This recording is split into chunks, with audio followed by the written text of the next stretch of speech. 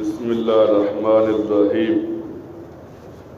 سورہ توبہ، اس سورت کو سورہ توبہ کا نام دیا گیا اس وجہ سے کہ اس میں ایک توبہ کی طرف اشارہ ہے کہ چند لوگوں نے توبہ کی اور کچھ وقت گزرنے کے بعد اللہ تعالیٰ نے توبہ کو قبول کیا۔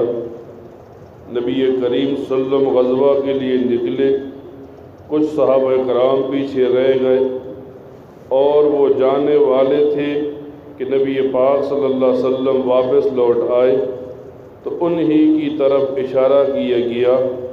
بعض مفسرین لکھتے ہیں اس سورہ مبارکہ کے اندر خانہ کعبہ کی محافظین کو تبدیل کرنے کی طرف اشارہ کیا گیا۔ جب رمضان المبارک کا مہینہ شروع ہوتا ہے تو رمضان کے مہینے کے اندر ایک بیمار آدمی جو روزہ نہیں رکھ سکتا، اسے فقہا فرماتے ہیں کہ روزہ اگر وہ آدمی یا تو جوان ہے یا بوڑھا ہے، بوڑھے آدمی کو صرف فدیہ ادا کر دیا جائے گا اور نوجوان کا فدیہ بھی ادا کیا جائے گا، اور اگر جب وہ تندرست ہوگا تو پھر اس کے بدلے میں روزہ بھی رکھے گا۔ اب فدیے کی جب بات آتی ہے تو فقہا لکھتے ہیں 4 چیزیں ہیں، ایک کشمش ہے، ایک جو ہے، ایک کھجور ہے اور سب سے آخر میں گندم ہے۔ ان چیزوں کو سامنے رکھ کر اپنی حیثیت کے مطابق وہ بندہ فدیہ ادا کرے گا۔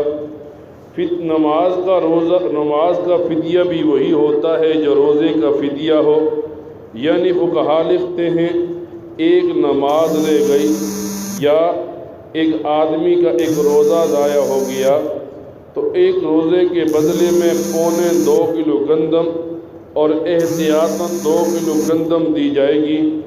آج کل کے اس دور میں 2 کلو گندم کی قیمت 120 روپے بنتی ہے، تو اب روزے کا یہ فدیہ 120 روپے بنا اور نماز کا فدیہ بھی 120 روپے بنتا ہے۔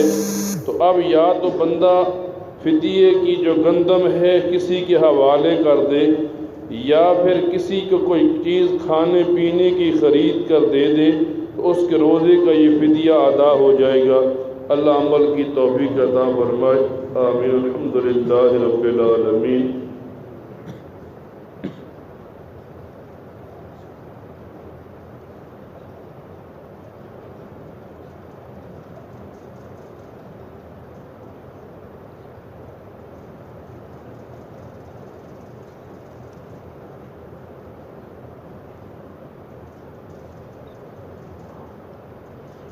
صلی اللہ تعالی علی خیر خلقہ محمد وآلہ وصحبہ اجمعین برحمتک یا ارحم الراحمین۔